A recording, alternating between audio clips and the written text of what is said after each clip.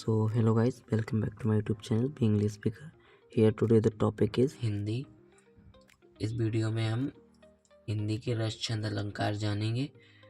उसके बारे में मोस्ट इम्पॉर्टेंट है जो कि पेपर में आते हैं और यूपी बोर्ड एग्जामिनेशन 2025 सब्जेक्ट है हिंदी। सबसे पहले वीडियो स्टार्ट करते हैं और फर्स्ट है रस। तो रस श्रृंगार रस। श्रृंगार रस क्या है? जब विभाव, अनुभाव तथा संचारी भाव का संयोग होता है तो रति नामक स्थायी भाव से श्रृंगार रस की उत्पत्ति होती है। ठीक है, इसको लर्न करना है। जब इसका एग्जाम्पल है देख रूप लोचन ललचाने, हर्षे जन निज निधि पहचाने। ठीक है, और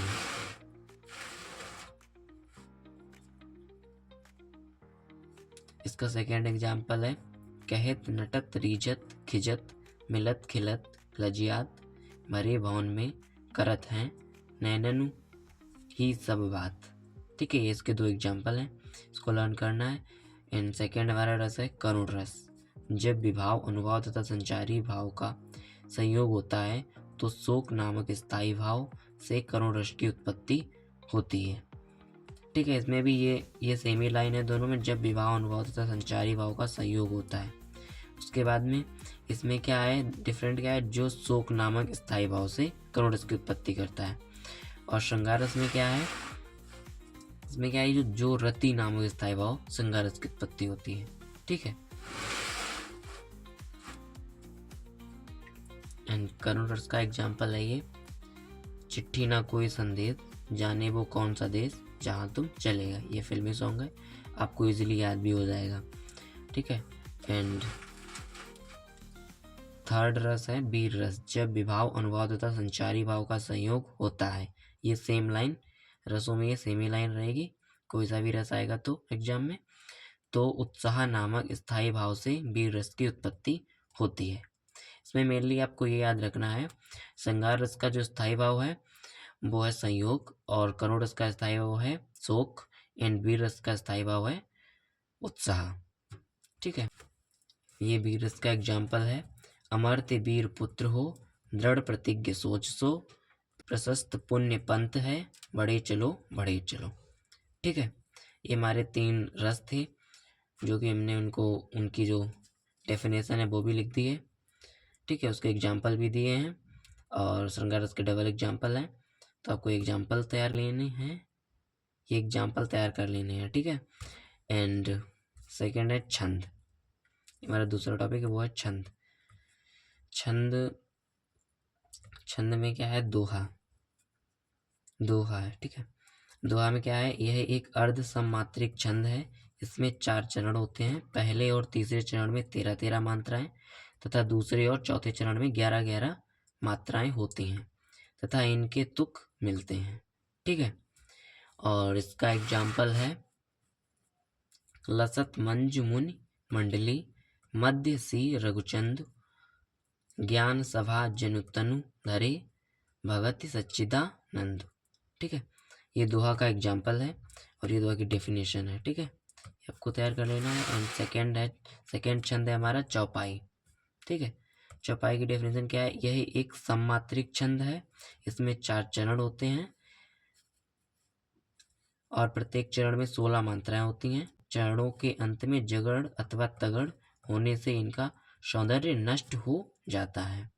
ठीक है, ये चौपाई की डेफिनेशन है। छंद क्या है, ये अर्ध सममात्रिक छंद है, और चौपाई क्या है, एक सममात्रिक छंद है। ठीक है, दोनों में 4 चरण होते हैं और दोहा में क्या होता है, पहले और तीसरे में 13-13 मात्राएं होती हैं, दूसरे और चौथे में 11-11 मात्राएं होती हैं। इसमें क्या है, इसमें प्रत्येक चरण में 16-16 मात्राएं होती हैं। ठीक है,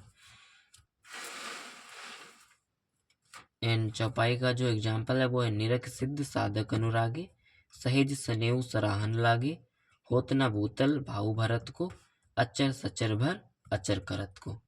ठीक है, एंड थर्ड हमारा है टॉपिक वो है